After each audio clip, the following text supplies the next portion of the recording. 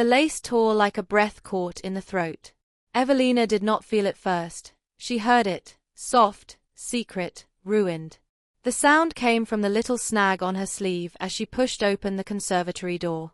After that, everything else came fast. The scent of crushed jasmine. The hush of leaves trembling. The low, breathless laugh that did not belong to her. Cedric's laugh. Next, she saw them. Cedric's hand at her dearest friend's waist. Her friend's fingers fisted in his lapel. A kiss where no promise should have been. In the span of a breath, Evelina's world tipped and spilled, fine china shattering without a sound. She did not cry out. Instead, she stepped back. She let the door sigh shut. She let her heart keep beating, even though it wanted to stop. Because the night was supposed to be hers. Because the music was for her. Because the flowers were chosen for her. Because the vows were meant for her.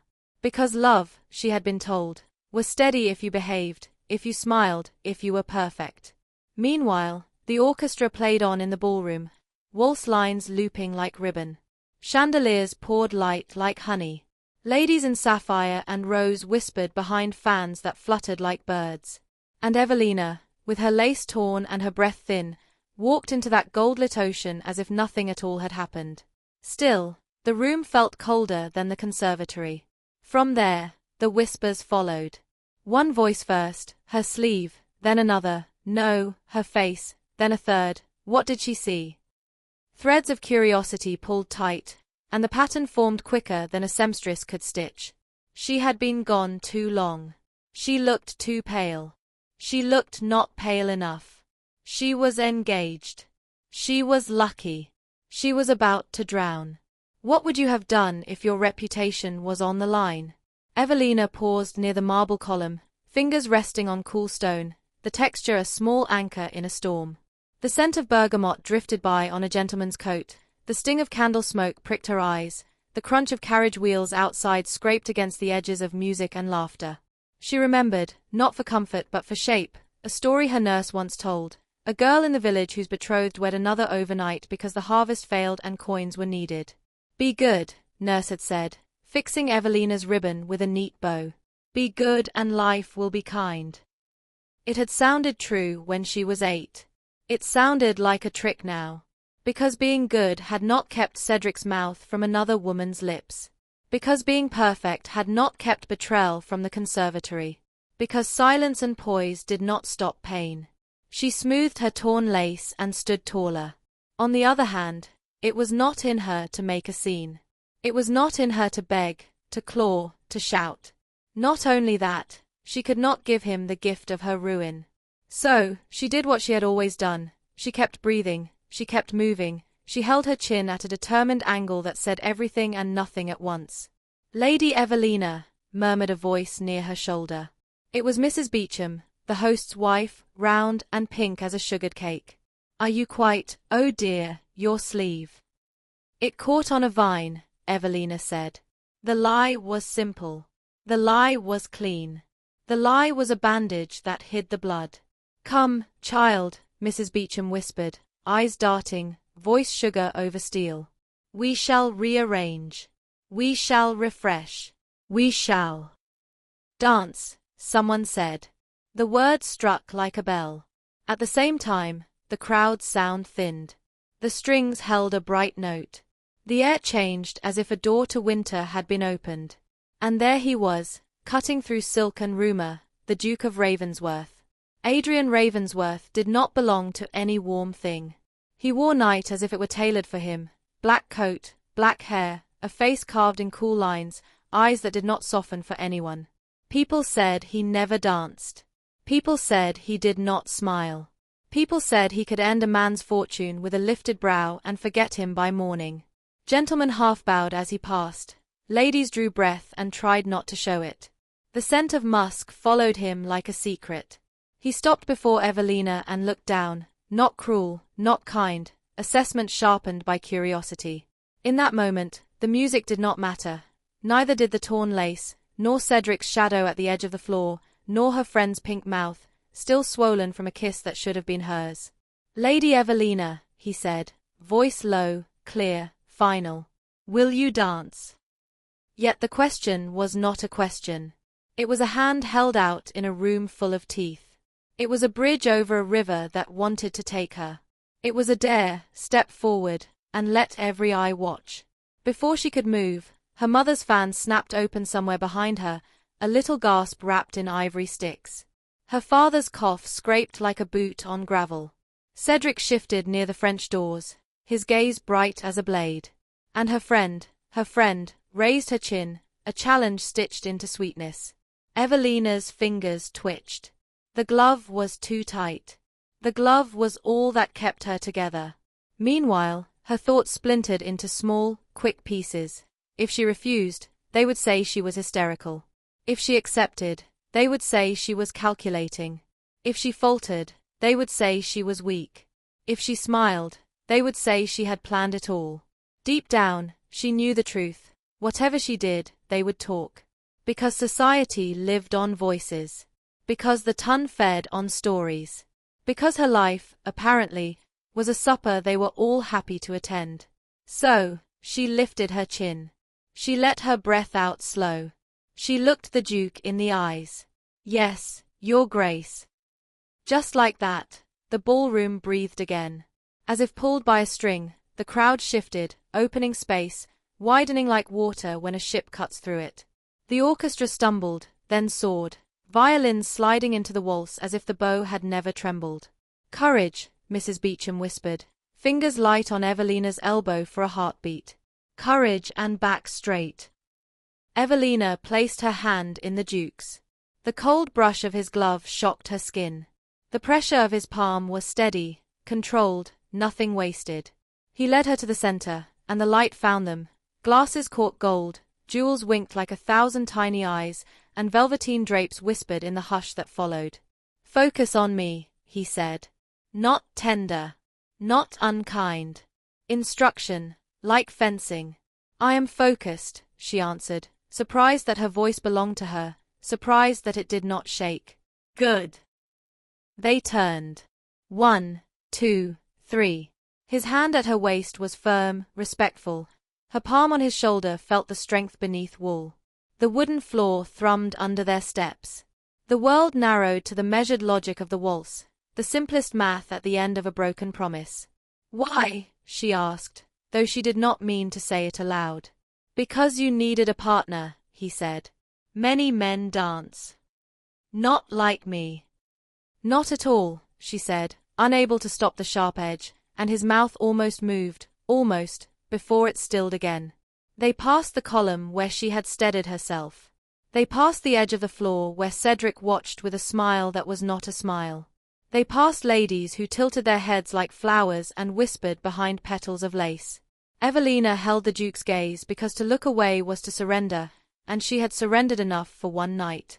Your sleeve, he said, so low only she could hear.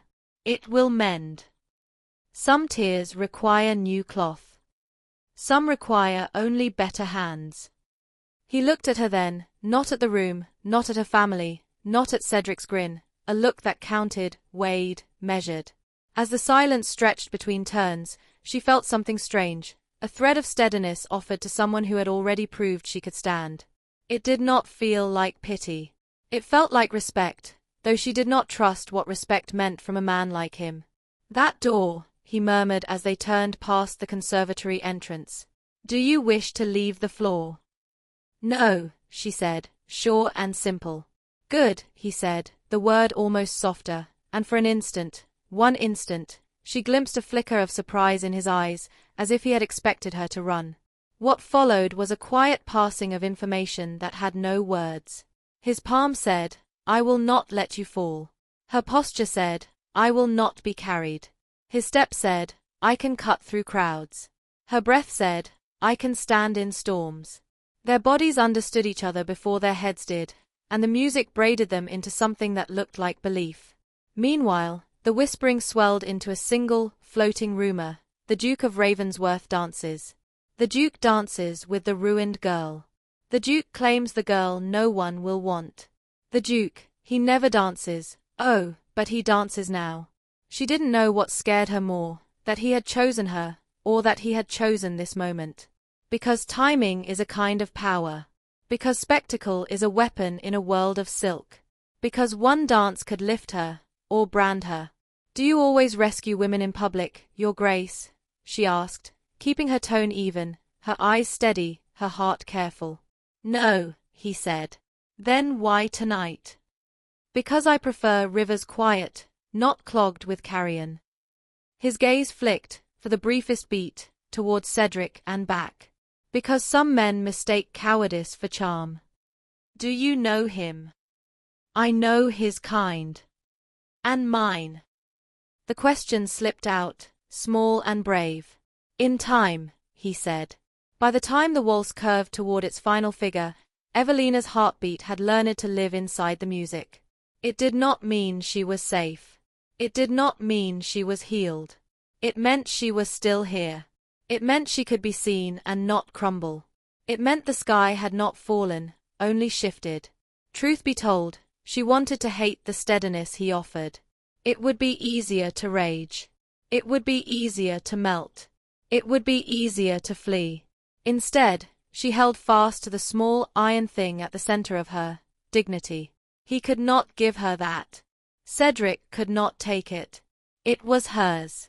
As the final turn came, memory flickered, another story within her story, her father teaching her the steps in the drawing room when she was 12, counting softly, his hand large and warm around hers. "Know the pattern," he had said, "and when the music fails, your feet will guide you." She had thought he meant only dancing. Perhaps he hadn't. "Almost done," the Duke murmured. "Not yet," she said, and she did not know why she said it, only that stopping was a kind of death. Moments later, the music fell into its last bright notes. The Duke slowed them at the center of the room and let her go with the exact amount of respect demanded by both etiquette and mercy. He bowed. She curtsied. The room, held breath-breaking, clapped. Instead of relief, a new silence bloomed, a silence that asked, "What does this mean?" Because it had to mean something. Because he never danced. Because he did it now. Because the crowd needed a story they could carry home like a sweet wrapped in paper, safe in the pocket against midnight hunger.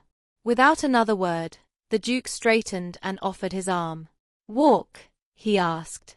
"Here?" she said, wary of more eyes, more mouths. "Always here," he said, and that was the first hint of a smile, small and gone before it counted as a sin. They moved along the edge of the floor, velvet drapes brushing like a sigh, candlelight licking gold from the gilt mirrors, the hush of lace skirts making little storms around ankles. At the threshold to the gallery, the night air slipped in cool and brave. The scent of lavender from some hidden sachet clung to the corridor, and distant, the crunch of wheels marked departures that would later become paragraphs in someone's gossip sheet.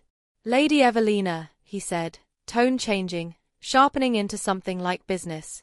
"You know what they will write tomorrow." "I do," she said. "They will decide it for you. Or," he paused, gaze holding her steady, "you can decide it first." "By dancing." "By allowing me to call tomorrow." Her steps faltered. "To what end?"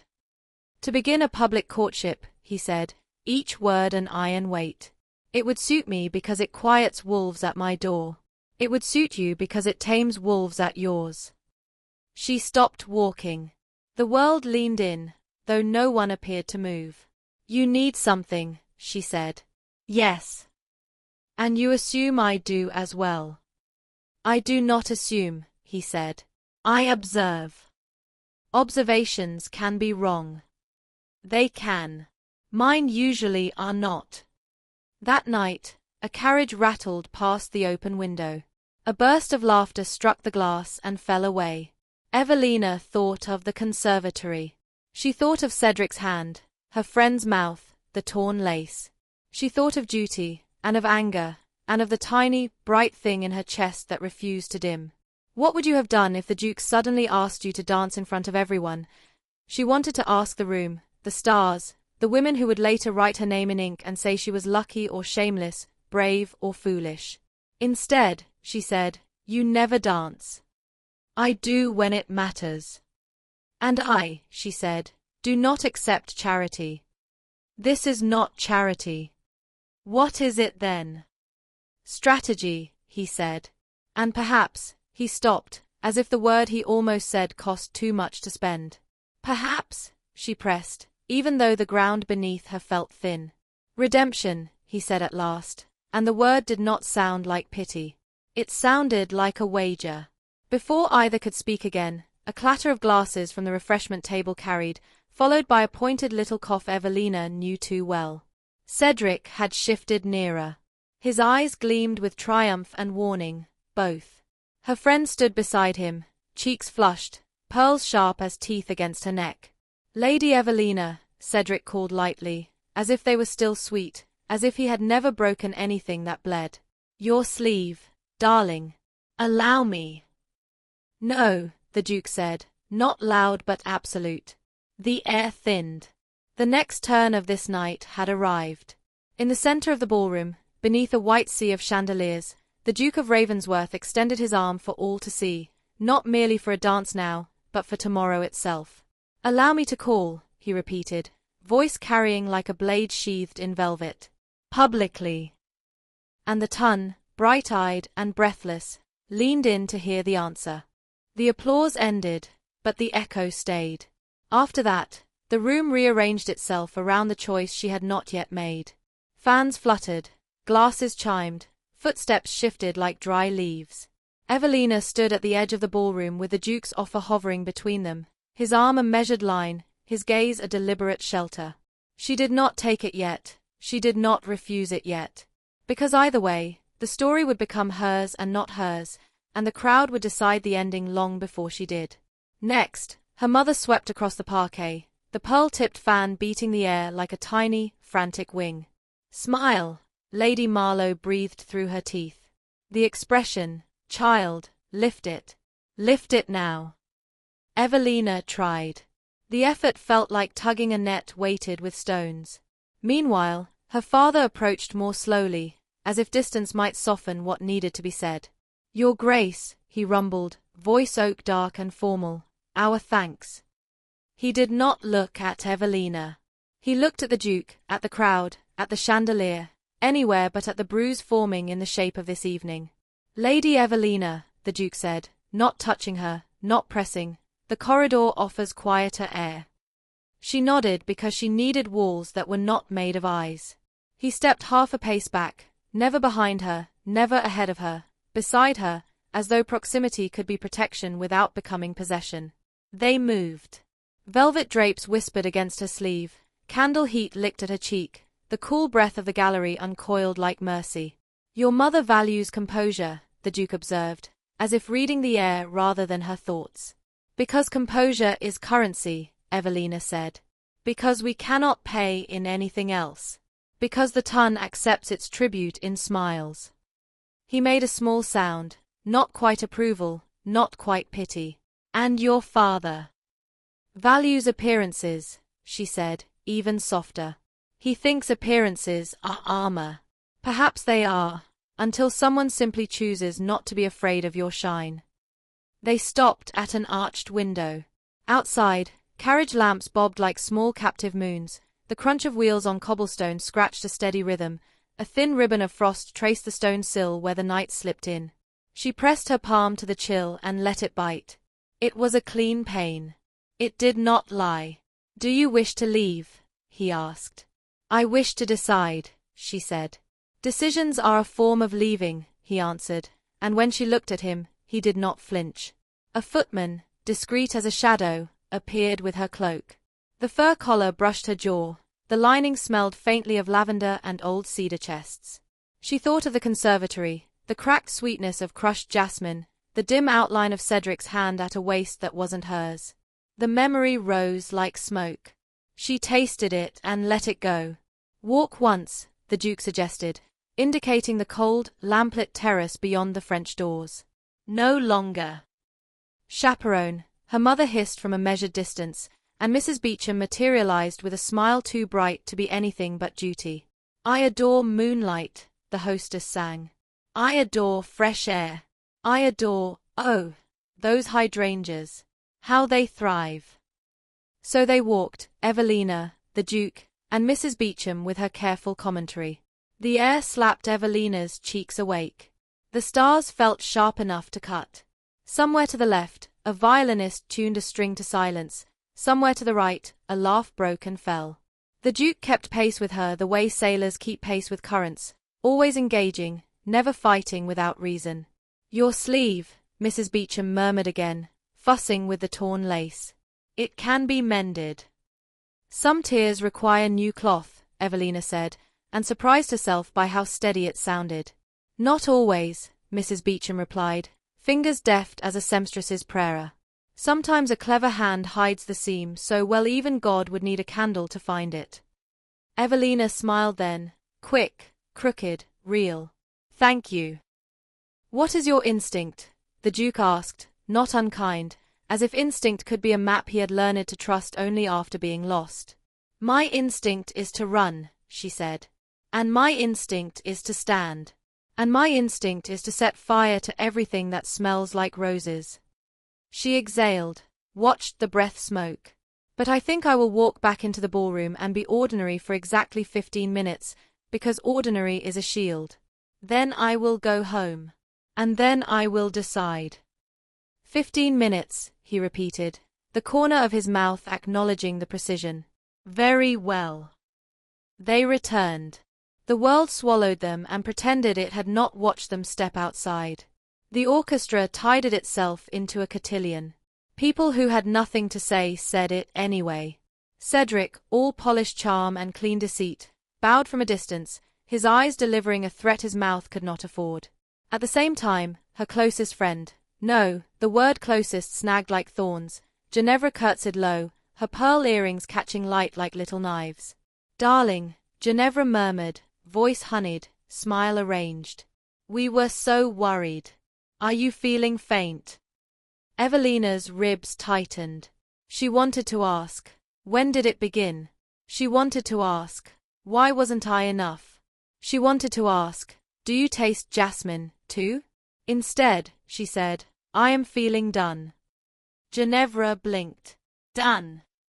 "With this evening," Evelina said, and something inside her settled, not like dust but like a stone dropped into a river that decides, at last, where to rest. Soon after, the Duke requested her father's permission to see her to her carriage. Protocol unfurled like a well-practiced dance, objections whispered and died. Propriety took the wheel because scandal had worn itself out on the earlier spectacle. He offered Evelina his arm, and this time she took it, because walking alone through a crowd that wished to feast would be foolish, and she had been fed on enough of that particular lesson. The night outside wrapped sharp and clean around them. The Marlowe carriage waited, black lacquer slick with a sheen of fine mist, lamps burning steady despite the breeze. The footman opened the door, the velvet interior glowed like a held breath. "Tomorrow," the Duke said quietly, as the footman pretended not to hear. "At 11. To call." "To call," he confirmed. "Publicly." She studied his face for mockery and found none. She searched for gentleness and did not expect it. She settled for fact. "Very well," she said. "At 11. He bowed, not deep, not shallow, exact. "Sleep," he said, as if rest were an order a soldier might obey. "Try," she returned, almost smiling. He stepped back. She entered. The door thudded shut. The world narrowed to the smell of old velvet and bergamot, the sway of springs, the faint groan of leather as the coachman shifted. Evelina lifted the curtain and watched the Duke recede into lamplight, dark, contained, alone. He did not look after her. He did not have to. The line between them had been drawn in a room filled with witnesses. By the time they reached Marlowe House, the last of the night had thinned toward grey. The town home rose like a reprimand from the street, columned, correct, mercilessly tidy. Gas lamps made halos of the iron railings. The front door opened before the carriage fully stopped, as if the house itself had been listening for the crunch of wheels and the soft curse of exhausted horses. Inside, the entryway smelled of beeswax and the faint metallic tang of a clock that had been wound too tight.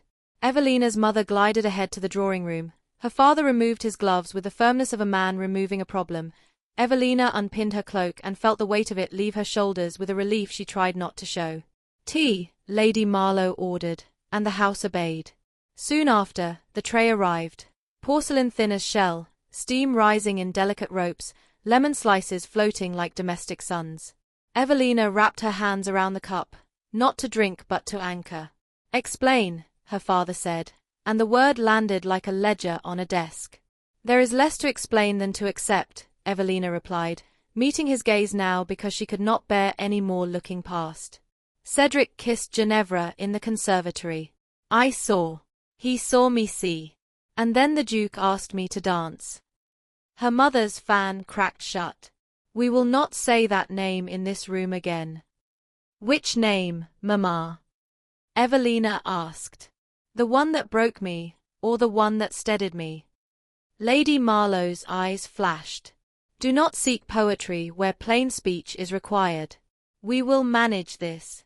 We will be very quiet, and then we will be very correct, and then—" "And then what?" Evelina asked, soft, careful, dangerous. "We pretend. We receive cards and call on ladies who will not see me. We let them decide what I meant by dancing with the Duke while my fiancé, former fiancé." "Former," her father confirmed harshly, as if punishing the word would keep it in its place. "Kissed someone else in a room lined with orange trees," Evelina finished. Sir Marlowe looked to the fire rather than his daughter. "Appearances," he said to the flames, "are an instrument we play or a song that plays us. I would have you at the bow, not the string." "Then allow me to choose my orchestra," Evelina said. "He will call at 11. Silence, then the softest clink as her mother set her cup down, light as surrender, heavy as law. "He," Lady Marlowe repeated, tasting the pronoun. "The Duke." "Yes. You will receive him," her father decided. "Openly. Without apology. Because the worst thing we can do is make our own threshold look ashamed of our name. Because," her mother added, regaining her poise one syllable at a time, "a duke's attention is a roofing slate laid against rain, and there will be rain. Because society forgives when a title points where it should gaze. Because people cannot stare at scandal and splendor at the same time, they always choose splendor." Evelina's grip softened around the cup. The tea had cooled, the lemon had sunk. She set it aside and stood. "I am tired," she said, and the truth of it rang across the carpet like a dropped fork. "Sleep, then," her mother permitted, because emotion must never be seen unattended. "We will present morning faces at 11. Upstairs, the corridor smelled of lavender and starch. Her maid unhooked the last stubborn buttons, fabric puddled like water at Evelina's feet. The torn lace looked harmless now, a ghost of its earlier violence. She pressed her fingers to it, a small, private funeral, and then let it go. "Shall I bring the book, my lady?" the maid asked, meaning the little volume of poems Evelina kept tucked in the false bottom of her dressing-table drawer. "Yes," Evelina said, because words had always built rooms inside her when the outside rooms felt unkind. The maid placed the leather-bound book in her hands. Evelina did not open it. She only held its weight a moment, then slid it beneath her pillow like a secret kept safe by sleep. That night, her dreams were not dramatic. There were no jewels, no crushed flowers, no chandeliers raining glass. In sleep, she walked down a long, green lane lined with hedges clipped into perfect domes. A man, faceless, tall, steady, matched her step. When she woke, the hush in her chest made sense. She had dreamed of being matched, not managed. Come morning, London put on its grey. The city smelled of wet stone and tea and the penny-ink tang of fresh print. Evelina woke before the maid tapped. She had always woken early, as if morning were the only hour that belonged to her alone. She sat at the window with her shawl and watched the sky decide whether to be kind. "Toast," the maid ventured. "Letters." Evelina countered. "Not yet, my lady. But Mr. Graves is here." Mr. Graves was the butler, solemn as a churchyard and twice as careful. "Send him." He entered with the gravity of a man carrying a verdict. On a silver salver lay a single folded sheet, cheap and damp at the corners, its black ink already staining the air with a faint metallic promise. "From the street," Mr. Graves said, disapproval carefully neutral. "Delivered with the milk. A periodical." Evelina's stomach tightened. She did not need to see the masthead to know. Still, she unfolded the sheet, and the top corner flicked open like a knife. The Morning Whisper, the scandal paper the Ton pretended not to read and quoted verbatim by noon. Her name waited midway down the first column, tidy as embroidery, cruel as a pin. Lady E, lately engaged to a certain handsome heir, appeared last night under tragic error of judgment. We speak of a sleeve, a tear, a vanishing act, and yet. Observe the astonishing benevolence of His Grace the Duke of R, who, never known to dance, crossed the floor and plucked the wounded bird from the cat's mouth. Is it charity? Is it strategy? Is it romance? Our quills tremble. Her breath snagged. She forced it even. The paragraph continued. Worse for being gracious. The Duke has requested a morning call, 11 o'clock, we hear, and we anticipate carriages 3 deep outside Marlowe House to witness whether pity becomes a proposal, or whether our heroine will become, alas, a curiosity to be written about and forgotten. Evelina's eyes found the final line, italicized like a lifted eyebrow. Which would you believe, dear reader, a waltz of redemption, or a rehearsal for ruin? She did not realize she had stood until her knees found the bed and the paper skated to the carpet. Truth be told, the piece could have been worse. It could have been cruel. Instead, it was kinder than she deserved and colder than she could bear, a mercy that felt like a blade set in velvet. Downstairs, the clock in the front hall struck 9, then 10. Servants polished already gleaming surfaces. Her mother arranged flowers that did not need arranging. Her father paced the length of the drawing room with a measured tread, as if he could wear a path to certainty through carpets and discipline. At the same time, a memory rose. One of those small, hidden stories within her story. She was 14, knees green from climbing the old willow by the river. She had torn her dress then too, not at a ball but on a branch, and she had wept from shame because the sempstress had stayed late the night before to make it perfect. Her father found her in the shadows and taught her the sailors not to secure the ripped hem until she could mend it proper. The trick, he said, big fingers precise, is not to pretend cloth never tears. The trick is to give the tear a reason to hold. She thought of that now, of knots and reasons, of tears and hands and the difference between hiding and healing. 11, the clock breathed, as the minute hand kissed its mark. Hooves clattered outside. A carriage door shut with authority. The brass knocker lifted and fell like a judge's gavel. Mr. Graves opened the door to the street. Cold air prowled the hall. Polished boots crossed the threshold with restrained thunder. And before the butler could announce him, the city itself seemed to lean toward Marlowe House to listen, quills poised, windows open, hearts caught between thirst and mercy. The Duke of Ravensworth, Mr. Graves intoned. And behind Mr. Graves, a second sound, paper, hurried, scuffling, rose from the pavement, a newsboy's cry lofting up like a dare, like a blessing, like a spell that could be broken or believed. Whispers out. Whispers out. The Duke dances. The Duke calls. The scandal sheet had written a question. The Duke had come to write an answer. The morning light was too sharp. Evelina sat at the edge of the drawing-room sofa, hands folded so tightly that the tips of her gloves bit crescents into her palms. The air smelled of beeswax and lavender polish, freshly spread over wood that had no need of it. Her mother's fan clicked open and shut like a heartbeat. Her father paced, each turn of his boots like a metronome. And then the doors opened. His Grace, the Duke of Ravensworth, Mr. Graves announced. Adrian Ravensworth filled the doorway like a storm that refused to wait its turn. He wore black, but not morning black, commanding black, sharp and deliberate. His cane tapped once against the parquet, though Evelina suspected it was not need but habit, a weapon dressed as etiquette.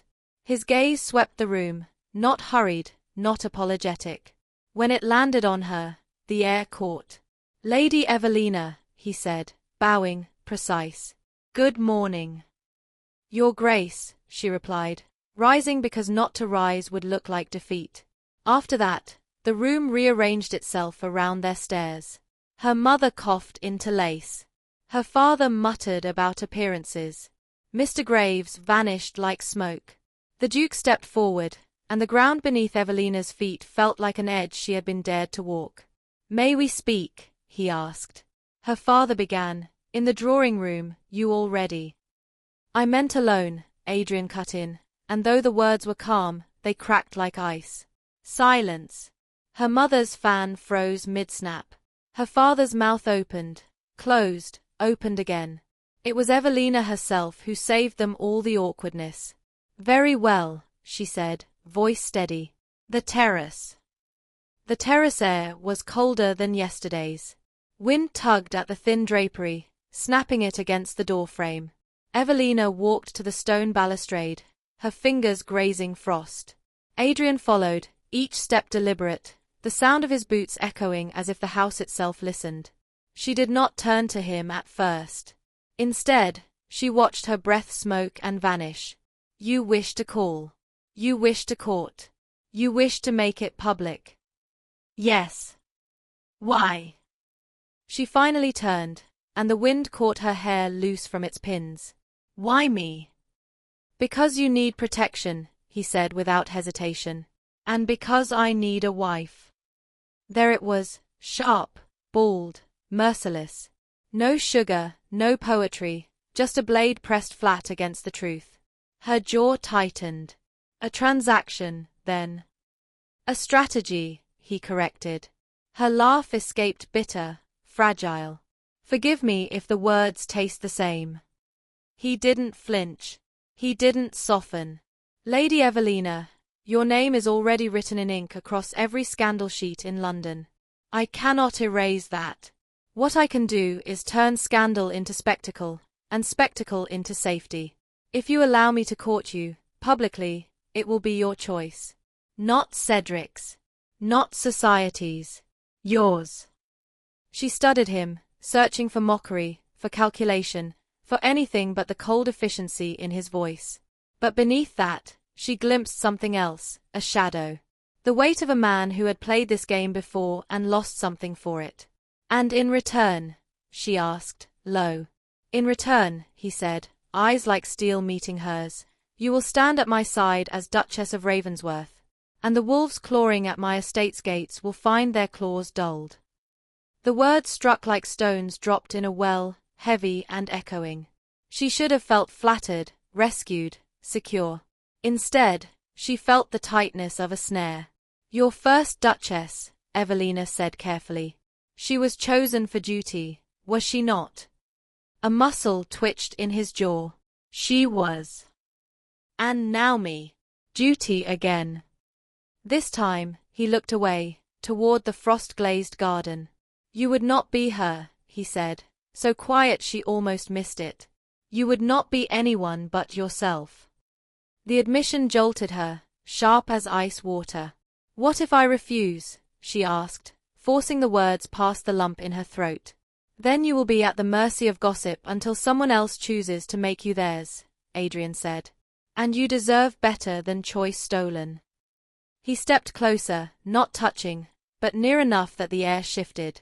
"This is not pity, Lady Evelina. This is power, offered. Decide how to wield it." Her heart hammered. She thought of Cedric's smirk in the conservatory, of Ginevra's pearls catching light like knives, of her parents whispering about shame behind doors she wasn't meant to hear. She thought of her torn sleeve, of the Duke's hand steady at her waist as the music swelled.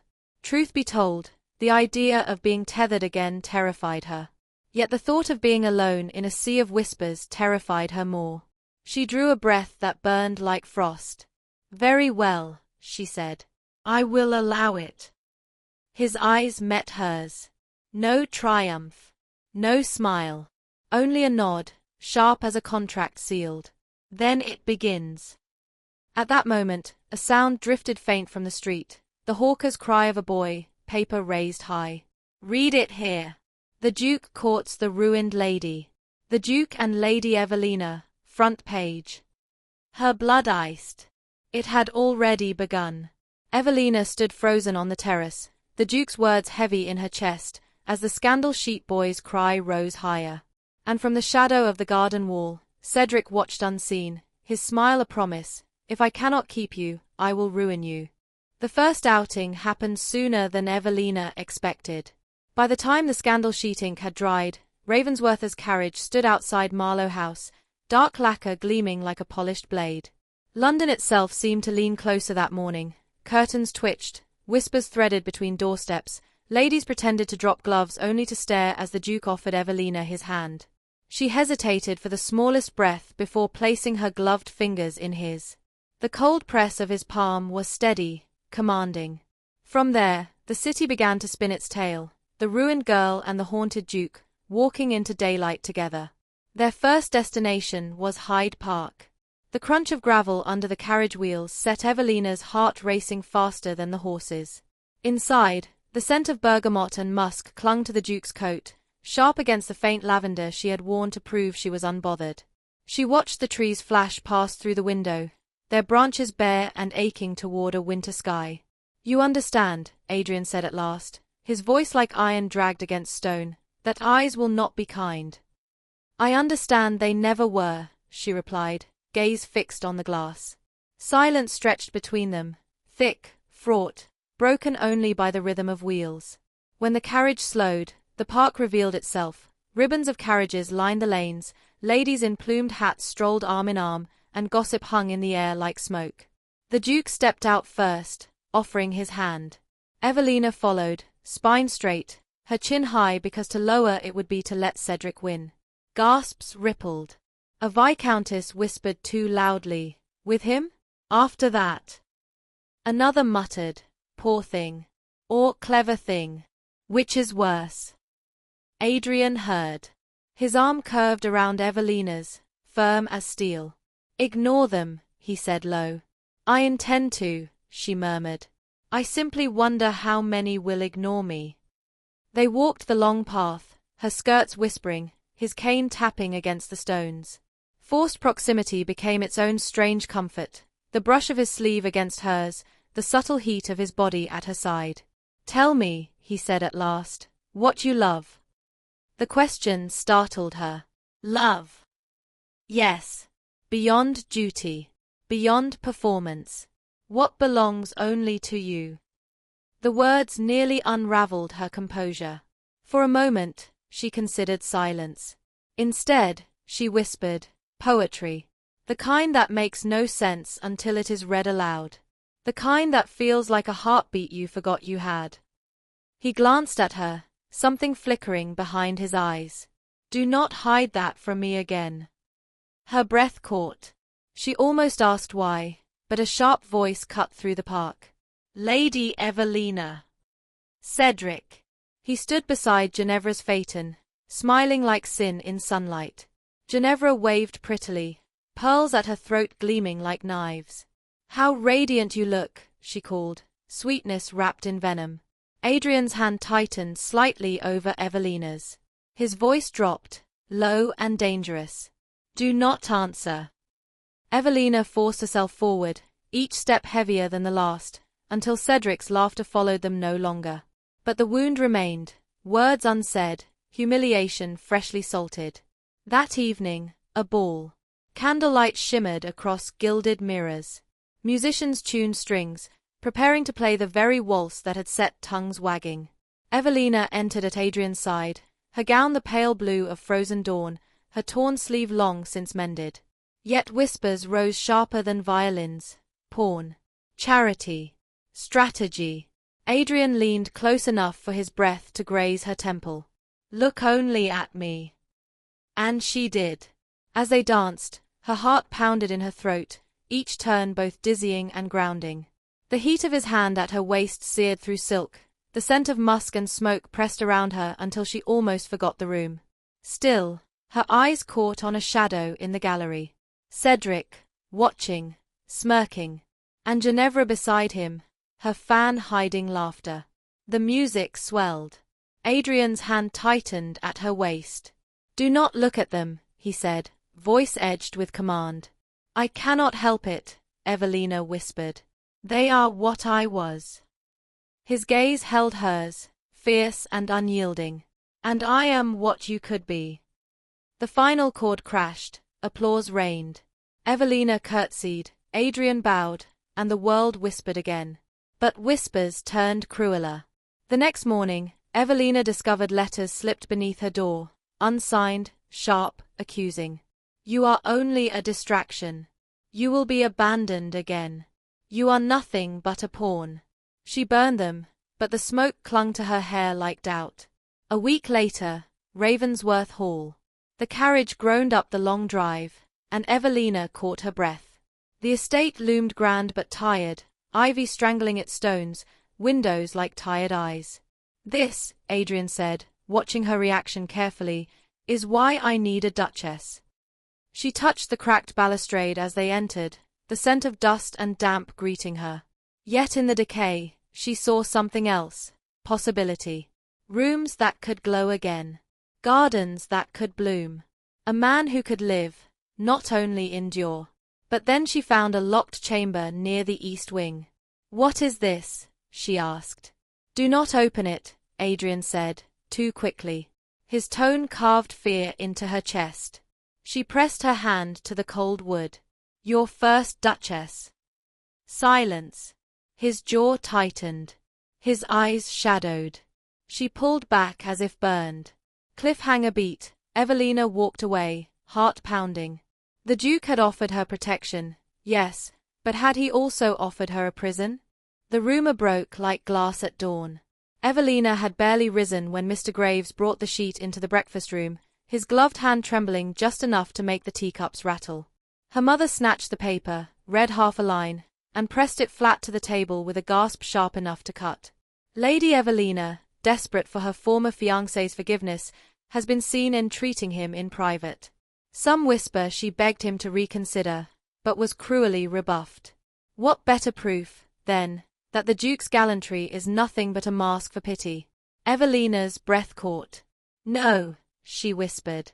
That is a lie. I have not spoken a word to him since. You need not explain, her father said, voice stern but eyes soft with fear. The tongue will decide before truth has a chance to lace its boots. Her mother's fan snapped shut like a door slamming. You must cling to the Duke. If you falter, if he wavers, we are finished. Finished. The word sank into Evelina's chest like an anchor. By mid-morning, she was at Ravensworth Hall, drawn by the need to confront the only man who could shift the tide. The great house seemed darker than before, clouds thick over its towers, ivy shuddering against windows as if trying to break free. Adrian met her in the gallery, tall and carved of shadows.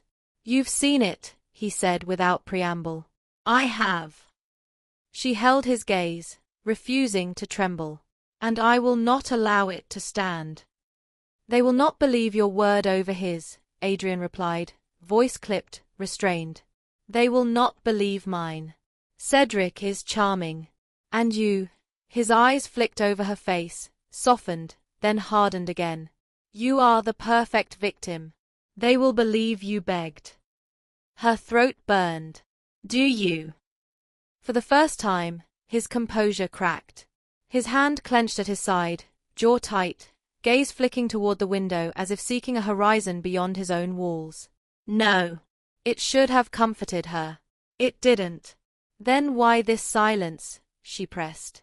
Why let me drown in whispers? Because, Adrian said, each syllable heavy, I know the taste of marrying for duty. It rots the heart. I swore never again. And yet, here I am, standing in duty's shadow once more. The confession left him raw. His eyes, steel, impenetrable, now held something broken. Evelina's breath trembled out. You think me another duty. I fear you are, he admitted. Lightning split the sky outside, flashing against the mirrors. Rain lashed the windows like fists. Evelina turned away, chest tight, hands trembling at the balustrade. Then why rescue me? Because I could not watch you burn, he said. She faced him again, and in the storm's howl, the air between them cracked open. He stepped closer. So did she. His hand brushed her cheek, tentative, almost reverent. Her lips parted. His gaze dropped. The moment stretched, taut as a bowstring. And then, he pulled away. "Forgive me," Adrian said, voice rough, as though the words scraped his throat. "I cannot." The storm raged, but silence howled louder. Evelina turned, blinking back the ache in her eyes. That night, walking the halls restless, she paused outside the east wing. The locked door loomed again. But this time, a voice carried through, Adrian's, low and jagged, speaking to his steward. "I cannot risk loving her," he said. "Not again. I would lose everything." The words struck like daggers. Evelina clutched the banister until her knuckles whitened. The days that followed tasted of ash. London's whispers sharpened, cutting into Evelina wherever she turned. What began as sly curiosity soured into open cruelty. Invitations evaporated. Doors closed before she crossed thresholds. Anonymous letters multiplied, slipped beneath her door at dawn, stuffed into her carriage cushions, pressed into her hand by trembling servants. Pawn.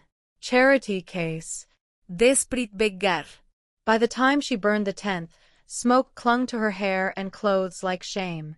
At Ravensworth Hall, the silence between her and Adrian grew thicker than ivy. When they walked together in public, his hand still guided hers, steady and strong.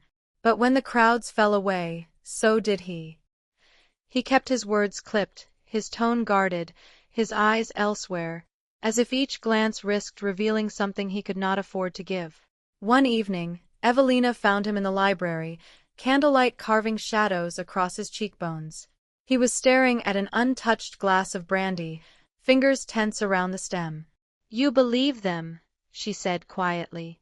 His gaze snapped to her, steel colliding with fire. "No." "Then you believe me only half," she accused. "Enough to defend me, not enough to love me." His jaw tightened. "I do not," he broke off, swallowing the words. "I cannot." Evelina's hair twisted. "Why?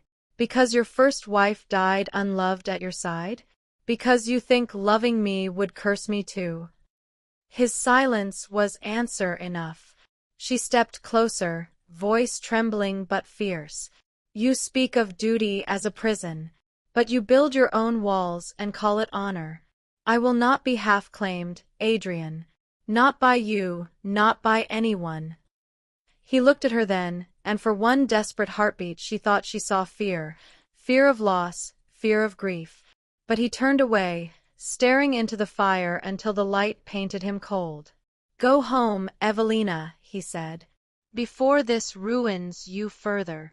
She left Ravensworth Hall with her chin high, but by the time her carriage door closed, her hands shook. Inside her chest, something cracked, not loudly, not violently, but with a quiet cruelty of glass splintering under slow pressure.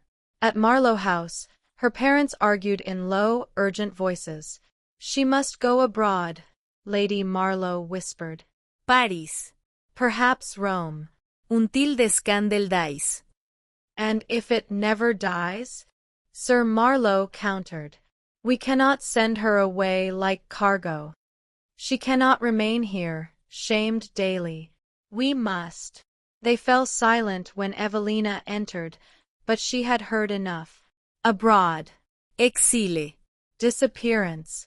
They would smother her life with distance, as if shame could not cross seas. She did not cry. She had no tears left.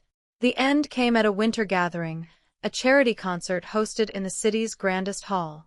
Evelina had considered refusing the invitation, but her mother insisted, "Presence is armor, child. We must be seen." The chandeliers blazed, the violins soared, the pews glittered with jewels and expectation. Evelina sat stiff beside her parents, head high, though every breath felt like glass. Cedric arrived late. He strolled down the aisle with Ginevra on his arm, bowing to acquaintances, smiling at enemies. When he caught Evelina's eye, his lips curved into the cruelty she had once mistaken for charm. Moments later, he stood before the assembled crowd. "My friends," he said lightly, voice carrying over the music, "it grieves me to see such pity wasted. Some ladies," his eyes flicked deliberately to Evelina, cannot accept when their engagements end.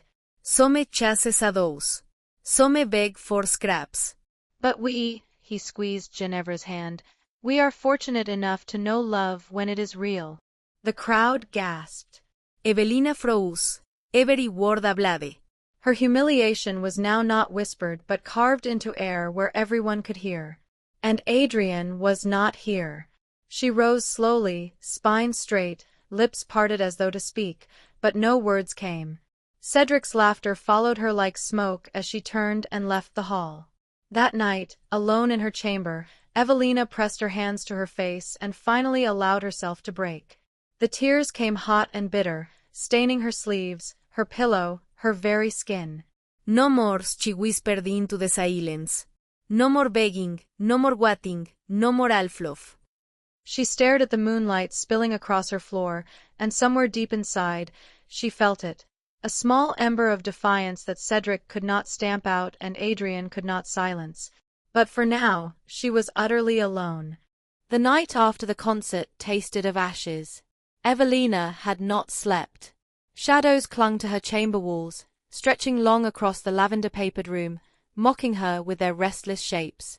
She lay stiff on the bed, still in the gown she had worn to the concert, her hair unpinned and falling loose across her shoulders like broken strands of gold.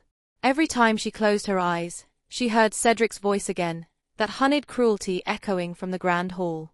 Some ladies cannot accept when their engagements end. Some chase shadows. Some beg for scraps. His laughter had followed her into her carriage, onto her pillow, into her blood. By the time dawn broke pale and reluctant, Evelina's despair had sharpened into something harder. No more, she whispered again, just as she had in the dark. I will not collapse. I will not let them see me bleed. She rose, her body heavy with exhaustion, but her steps steady. She dressed not in the silks her mother preferred, nor in the pale blues and rose pinks that once made her look soft and demure. Instead, she chose grey, a colour that did not beg to be admired. She fastened her cloak herself, ignoring her maid's startled protests. Where are you going, my lady? Evelina turned, chin lifted. To Ravensworth Hall. The carriage rattled through London's half-waking streets. Shopkeepers unbarred shutters, milk carts splashed across cobblestones, women with shawls pulled close hurried to market. Evelina watched them from behind her curtain, her gloved hand trembling in her lap. She envied them their anonymity. None of them carried the weight of being a scandal. None of them had been betrayed in front of hundreds, humiliated by whispers, then abandoned by the one man who could have stood firm beside her. Her jaw tightened. Adrian Ravensworth had saved her once with a dance, but since then he had become her gaoler, locking his heart away while chaining her reputation to his. He thought fear was protection. He thought silence was strength. But she would not be silenced. Not anymore. Ravensworth Hall loomed against a slate-grey sky, ivy strangling its stone face, windows dark like watching eyes. Evelina stepped down from the carriage, the crunch of gravel sharp in her ears. The butler hesitated at the door, his face stiff with surprise at her unannounced arrival, but Evelina's expression brooked no refusal. Tell his grace, she said, her voice low but firm, that Lady Evelina Marlowe demands an audience. Now. The words shocked even her own ears. Demands. Not requests. Moments later, Adrian appeared in the doorway of the great hall, tall and forbidding, his coat thrown hastily over his shirt as though she had pulled him from solitude.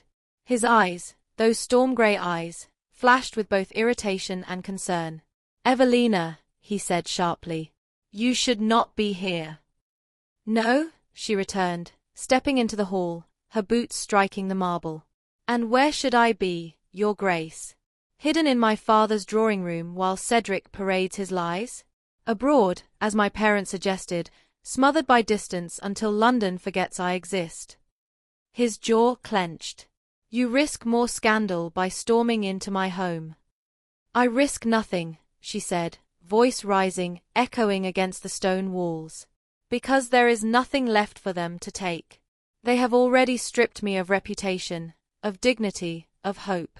And you, her breath caught, but she forced the words through. You let them. His face hardened. I have defended you in every room that matters.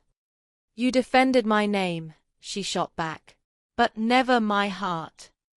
The silence that followed was a sword drawn and waiting. Adrian's eyes flickered, as if she had struck him where no blade had yet reached. He took a step toward her, then stopped. You think I have not wanted, he broke off, fists clenching at his sides. Damn it, Evelina. Do you think I am made of stone? That I do not feel what this has cost you? What it costs me to stand beside you every day and say nothing? Her throat tightened, but she held his gaze. Then why do you say nothing? Why do you hold yourself apart? You tell me I am a pawn. You tell me I am duty. You tell me you cannot risk love. And yet here you stand, looking at me as if. As if what? His voice was hoarse, ragged. As if you already do, she whispered. The words cracked open the air between them. Adrian crossed the space in 3 strides, his hand catching hers, pulling her closer until she could feel the heat of his body, smell the smoke and musk clinging to his coat.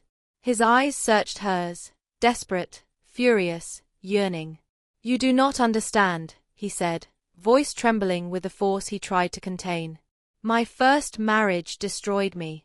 I watched a woman waste beside me because I could not give her what she deserved. I swore never again. Never to risk binding my life to another's heart only to bury it in the ground. And what of mine? Evelina demanded, tears pricking her eyes. Will you let mine wither, unloved, because you are afraid? His hand trembled against her cheek. For a heartbeat, he looked undone, every wall crumbling. Then, with a sound like a man breaking, he kissed her. The world fell away. The kiss was not gentle, it was fierce, desperate, almost angry with how much it wanted. Evelina clutched his coat, feeling the tension in his body, the war he fought against himself. Heat surged through her, and for the first time since the conservatory, she felt alive. Not broken. Not ruined. Alive. When he tore himself back, his breath came ragged. Evelina, he whispered, voice raw, if I love you, I will lose you. Her tears spilled then, but they were not weak. They burned.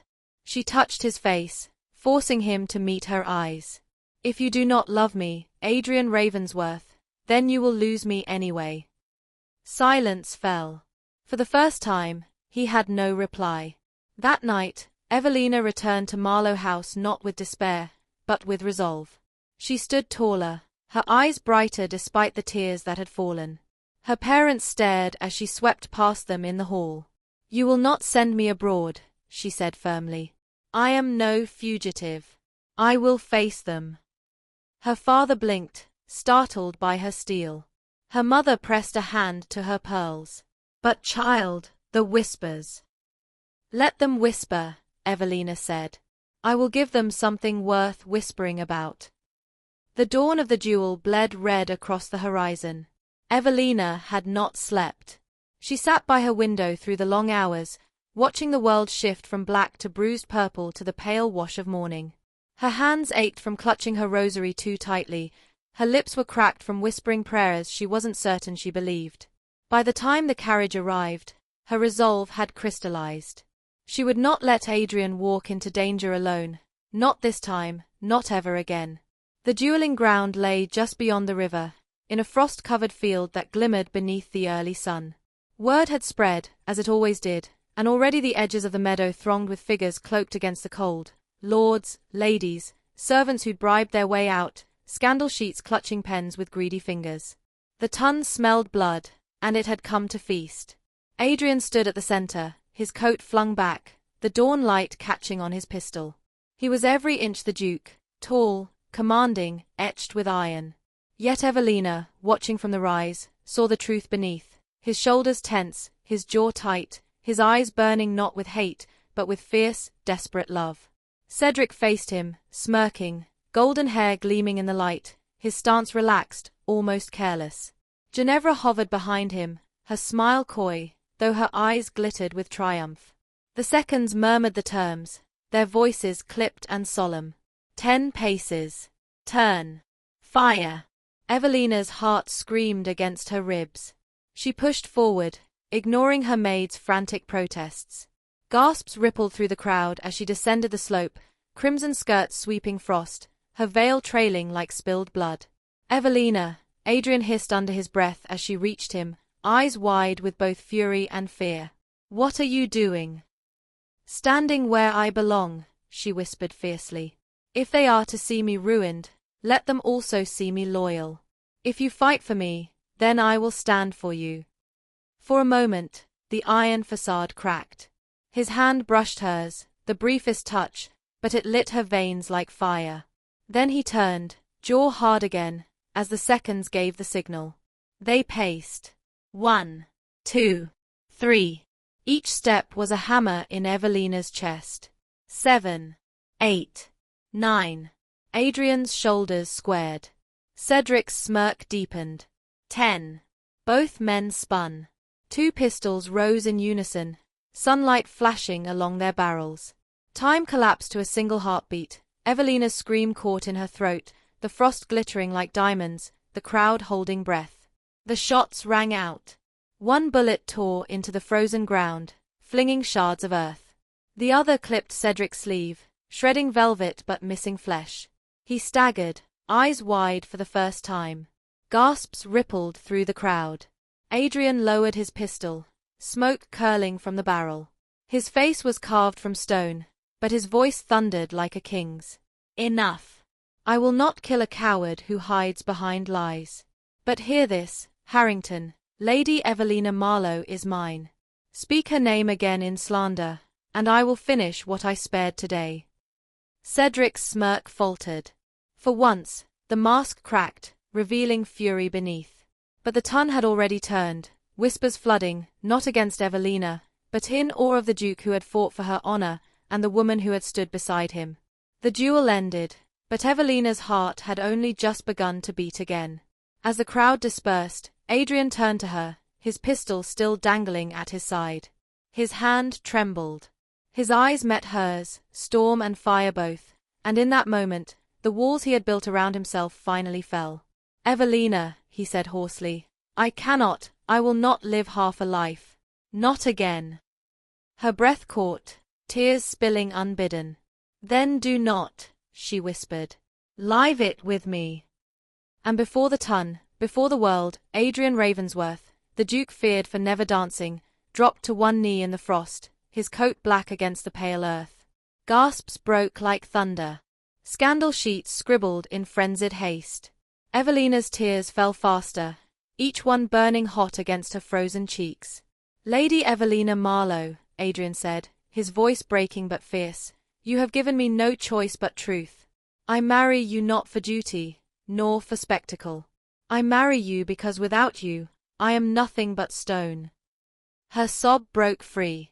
She bent, taking his trembling hands in hers.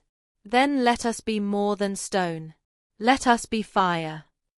The crowd erupted, not with scorn, but applause. Society, ever fickle, had found a new story to love, not the ruined lady, not the desperate Duke, but the lovers who had defied ruin, scandal, and death itself. Evelina pulled him to his feet, and in the pale morning light, he kissed her, fierce, unhidden, sealing their fate not with secrecy, but with fire for all the world to see. The bells of Ravensworth rang for the first time in years. Evelina stood at the threshold of the great hall, her veil trailing across the polished marble, her gown gleaming ivory beneath cascades of candlelight. Flowers arched over the aisle, white roses twined with winter ivy, each bloom a symbol of resilience. Guests filled the benches, their whispers soft, reverent, nothing like the cruel murmurs that had once chased her from ballrooms. She remembered the night of her ruin, the torn sleeve, Cedric's smirk, Ginevra's cruel pearls. Now she stood on the edge of a new world, her heart hammering not from shame, but from anticipation. At the end of the aisle, Adrian waited. The Duke of Ravensworth, once cloaked in shadow and silence, stood bathed in light. His coat was black velvet, his cravat crisp white, but it was his eyes, those storm-grey eyes, that held her fast. They softened when they found her, and for the first time, he did not hide their truth. As Evelina walked forward, each step echoed like a promise. Her father gave her hand away with trembling fingers, her mother wept into her fan. And when Adrian took Evelina's hand, his grip was firm, steady, unyielding. The vicar's words blurred in her ears. What mattered was the sound of Adrian's voice, low and resolute, as he vowed, "This time, I bind myself not to duty, but to love. To you, Evelina." Her throat ached with tears as she whispered back, "And I, to you. Not because I must.